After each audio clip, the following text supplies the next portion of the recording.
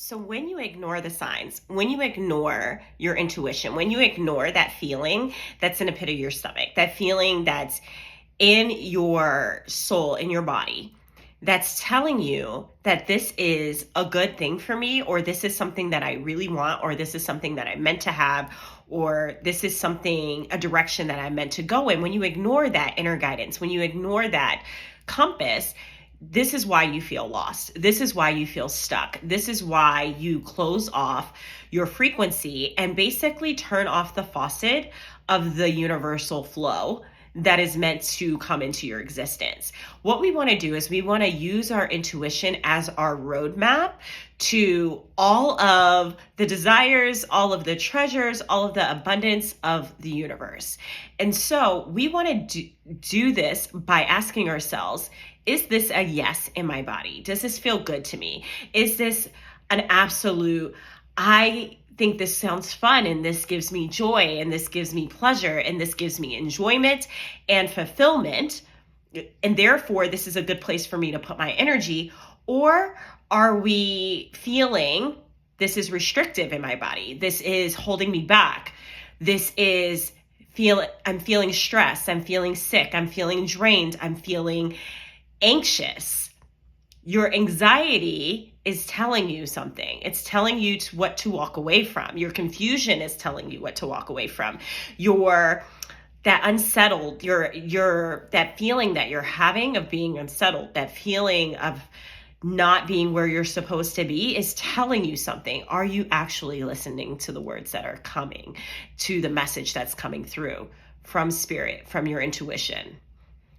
Or are you just brushing it off and staying in that same mediocre place in life? We really want to pay attention. We really want to become aware so that way we can accept these things into our existence. We're always manifesting, no matter what.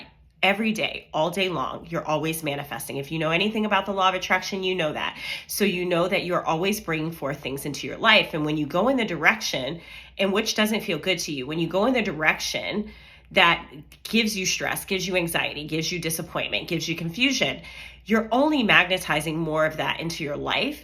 And it's actually attracting in the opposite direction in which we want. But when you go in the direction of your enjoyment, of your joy, things are going to open up to you on that frequency. So it is your job, your full-time job, is to always go towards that. And you might be saying, well, I have to work, I have to do something.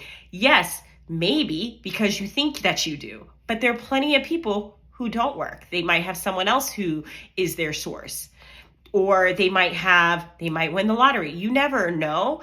But here's the thing, just because you work doesn't mean that it can't be enjoyable to you. It doesn't mean that it can't be pleasurable to you. Just because you do this thing that also rewards you and fulfills you and gives you money, that's also an outlet. That's it's just a vehicle for the universe to bring you what it is that you're asking for, is to be supported. So you get to be that guidepost, you get to be that guiding light, you get to be your own North Star. And the more you follow your intuition, the more that you're going to see that life is actually responding to you. And you can live a completely different life. You can have a completely different life in the next 3 months, 6 months, 1 month, 1 year, depending on how fast you open up your frequency to it, how fast you learn to follow your joy and follow your enjoyment. You can have so much from the universe, but you have to be willing to open yourself up to that.